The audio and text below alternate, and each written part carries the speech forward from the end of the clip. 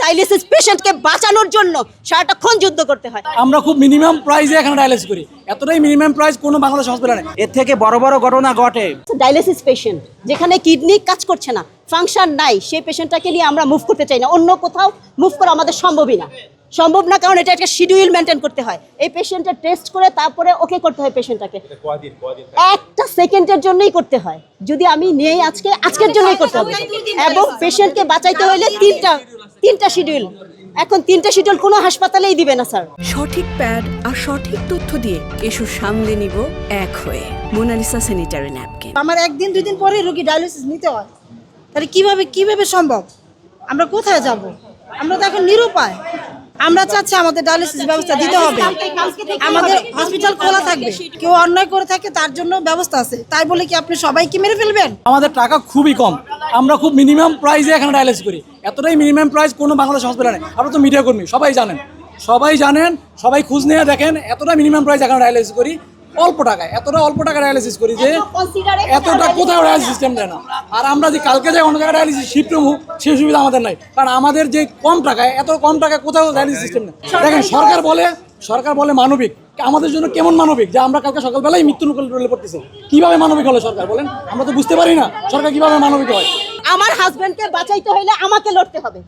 আপনার মা লড়তেছে সন্তানের জন্য, এই যে ভাই, এই যে আমার ভাইয়ের জন্য বোন লড়তেছে, আমরা লড়তেছি, আমরা সারাটাক্ষণ যুদ্ধ করি। একটা ডায়ালিসিস পেশেন্টকে বাঁচানোর জন্য সারাটাক্ষণ যুদ্ধ করতে হয়। আইসিইউ লাগে, সিসিইউ লাগে, প্রত্যেকটা পেশেন্ট পায়ে ধরে ডাক্তারকে যে আমার বাচ্চাটার জন্য ততপক্ষে আপনারা কিছু করেন। পুরো হাসপাতালে বন্ধ। এর থেকে বড় বড় ঘটনা ঘটে ঢাকা সিটির ভিতরে, তাদের বিরুদ্ধে কোনো ব্যবস্থা নেয় না।